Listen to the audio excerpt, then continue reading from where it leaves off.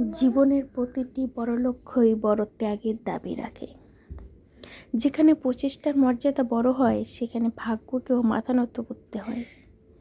তুমি যদি এমন একজনকে খুঁজছো যে তোমার জীবন পরিবর্তন করবে, তবে আয়নায় দিকে তাকাও, কারণ তুমি ছাড়া এই পৃথিবীতে কেউ নেই যে তোমার জীবন পরিবর্তন করতে পারে।